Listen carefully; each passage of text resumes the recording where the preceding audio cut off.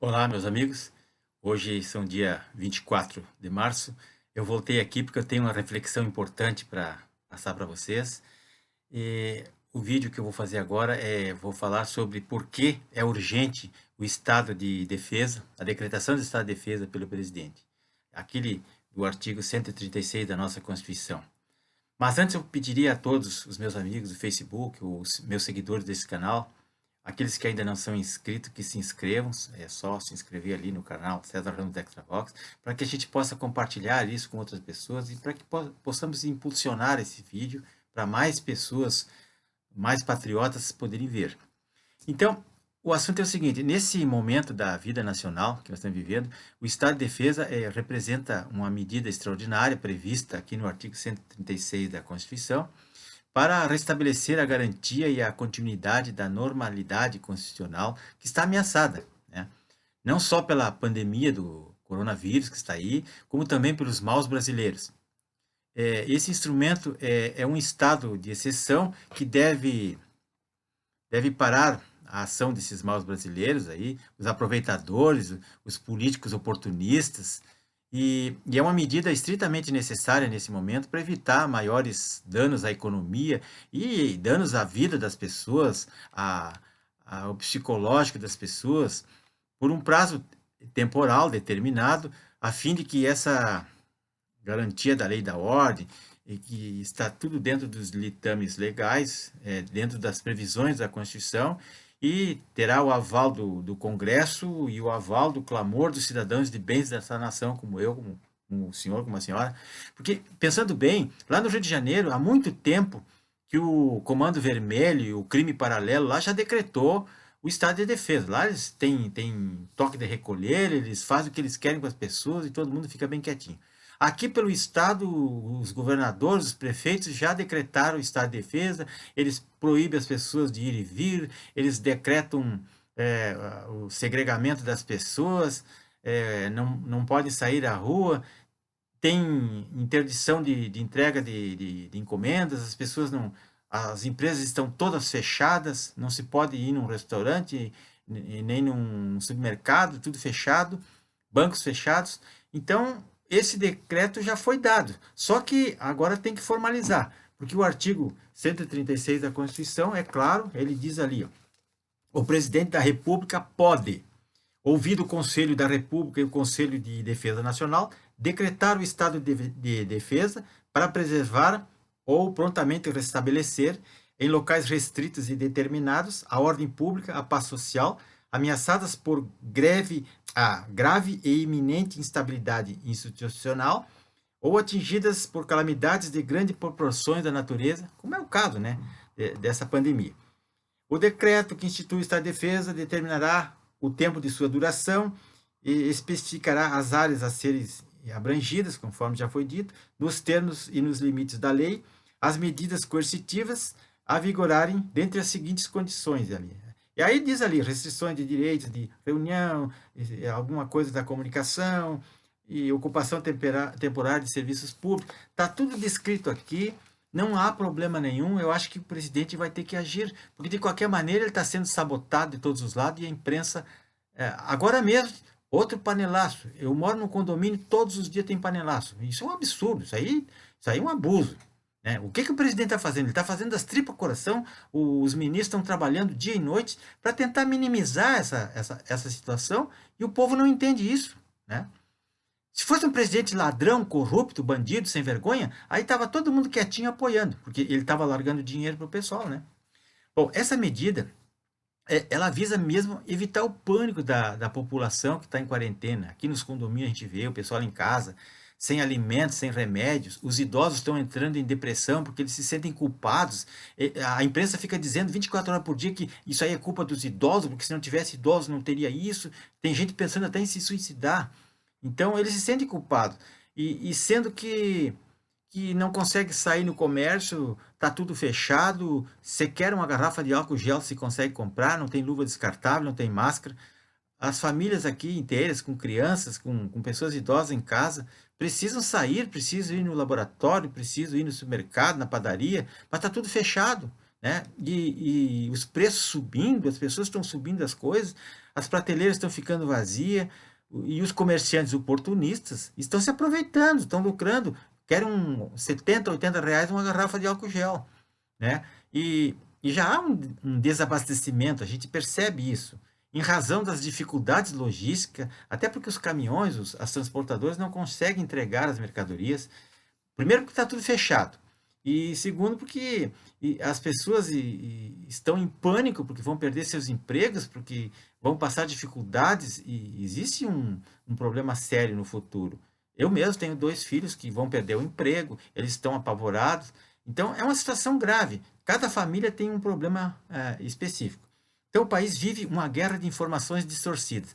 Eu não ligo mais televisão, não vejo televisão, mas se liga a televisão batendo o tempo todo no presidente e repetindo, reverberando aquelas mesmas estatísticas que a gente já está cansado de saber. Então, a imprensa também não ajuda, só critica o governo e assusta, apavora a população. E nós, o povo, né, que apoiamos o governo, ou ficamos o dia inteiro vendo essa imprensa canalha, mentindo e repetindo fake news durante o tempo todo. É uma guerra suja, uma guerra de informação, e nós, o povo, nós estamos com uma faca na garganta, né? Uma figura de linguagem, e não podemos colocar a liberdade de expressão acima de tudo, acima da vida das pessoas, a vida das pessoas em primeiro lugar. Então, as ideologias políticas, elas têm que ficar para depois, para outro campo, para outra discussão. O presidente da República não pode colocar a liberdade de imprensa, né, acima da democracia, acima do seu próprio lema de campanha, que ele dizia: o Brasil acima de tudo, Deus acima de todos. E hoje, então, mais um panelaço aqui no meu condomínio. Eu não sei o que as pessoas querem, o que elas pensam, e a imprensa está notadamente prestando um desserviço à nação. Até esses youtubers, esses canais esquerdistas aí, ficam o tempo todo dizendo bobagem, inventando fake news. E a nação, eu, por exemplo, eu quando era jovem, eu coloquei a minha vida a serviço da pátria, eu servi a pátria, eu fiz juramento, dizendo que morreria por ela se preciso fosse. E hoje o que a gente está vendo aí? Hoje o que eu vejo? Enfermeiros, médicos, técnicos de enfermagem, bombeiros, policiais civis, policiais militares, vigilantes, motorista de ambulância, pessoas diversas aí, lixeiros, eles estão com dificuldades, muitos deles, até para chegar no trabalho, porque o transporte público está muito precário, né? E as pessoas precisam comer, precisam trabalhar, precisam cuidar, tocar suas vidas, e nem todos vão ficar doentes, né? Nem todos, a maioria são pessoas saudáveis. Em outras ocasiões, em outros anos aí, quando o pessoal foi acometido daquela gripe H1N1, que morreu muita gente, ninguém falava nada. Era o Lula, estavam quietinho, eles estavam socados de dinheiro, né? E outras, outras pessoas ficaram doentes e nem sentiram, porque a imunidade da pessoa jovem é mais forte. Ninguém parou, todo mundo trabalhava, usavam máscara, luvas, álcool gel. Eu mesmo, eu trabalhava lá e para cá, ia nas repartições públicas, tinha álcool gel até na porta. E muita gente de luva. Agora mudou tudo. A Globo, a ONU, a Organização Mundial da Saúde, a imprensa, eles não deixam, querem manter as pessoas em isolamento, fechar as empresas. Uma empresa que abriu e já veio o fiscal e já mandou fechar. Quer dizer, é um absurdo isso aí. O cara teve que baixar a cortina. E aí, quem é que paga os empregados dele, as contas dele, o aluguel dele? Quem é que paga? Ele vai quebrar, vai ter que demitir todos os funcionários. Ele não pode. Como é que... E assim são milhares de empresas. Não chegou o tempo da Dilma, que fecharam 400 empresas no Brasil. Agora vão fechar mais. Mas isso aí tudo por uma pressão externa, que não tem nem sentido isso aí. Então, hoje eu vi um vídeo de um caminhoneiro, um homem simples, um chefe de família, que estava parado na estrada lá a 101, perto do Rio de Janeiro. Então, ele estava dizendo que o restaurante que ele costumava comer todos os dias estava fechado, e, e ele não tinha mais comida na sua maleta, aquela do caminhão, né? Que não pode carregar muitos alimentos ali que estragam. E ele andou por vários quilômetros e não encontrou nada aberto. E então ele estava chorando, o homem chorando, saindo lágrimas, dizendo que, reclamando dos políticos, reclamando do governo, e ele pedia uma intervenção do governo, de alguém, porque ele é caminhoneiro, e sem caminhão o Brasil não anda, né? Para tudo. Ninguém vive sem o transporte, que as pessoas precisam comer, precisam tomar remédio, preciso receber combustíveis e coisas em casa. Então, eu lembrei do meu pai, que foi caminhoneiro também, lá nos anos 60, quando não havia estrada. Quem construiu estrada no Brasil foi o governo militar. Era tudo estrada de chão e esburacada. E não havia nas estradas borracharia, nada. As pessoas tinham que consertar os próprios pneus quando furavam. E meu pai fazia isso. Um sacrifício enorme. Só eu sei o sofrimento que ele passava. E hoje, os transportadores de hoje não passam menos trabalho, porque atravessar esse país de sul a norte em cima de um caminhão e ainda sem se alimentar, sem ter uma borracharia, sem ter uma oficina, sem ter nada que possa socorrer o motorista, é um absurdo. Então, mas ninguém dá apoio ao caminhoneiro, nem as pessoas dão apoio. Então, aquele caminhoneiro, ali na 101, ele falou que não tinha nenhuma oficina, nenhuma borracharia, nem um restaurante aberto. E se o caminhão quebrar, ele fica dormindo na estrada porque não tem o que fazer. Agora, pardais e pedágio estão funcionando normalmente. Pardais e pedágio, esse é tranquilo. Então, isso é uma vergonha, pessoal. É uma vergonha, patriotas. O Brasil está um caos. Não é por culpa do governo, é por culpa dos comunistas que querem derrubar o governo. Então, o meu presidente da República, ele está ao lado dos melhores generais das Forças Armadas. O general Braga Neto, por exemplo, ele é um homem que conhece muito esse problema aí da geopolítica e dos comunistas.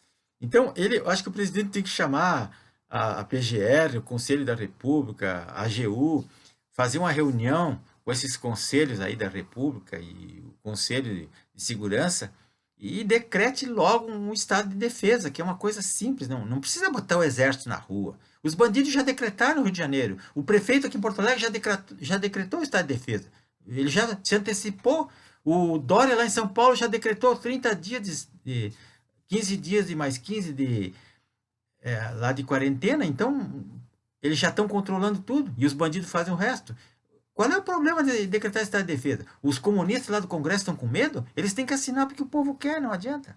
O povo não pode ficar sofrendo, passando dificuldade. Nós vivemos num país rico, numa democracia. E eu votei no senhor presidente e se precisar botar os coturnos de novo, eu boto. Eu não tenho medo de comunista. Eu estou sempre pronto. Né? E eu acho que todo mundo tem que ser voluntário. Acabou essa palhaçada. Vamos reconstruir o nosso país antes que isso aqui vire um lodo só. Nem vou dizer o palavrão. Então, pessoal, se inscreva no meu canal, né? Compartilhe esse vídeo. Né? Estamos juntos.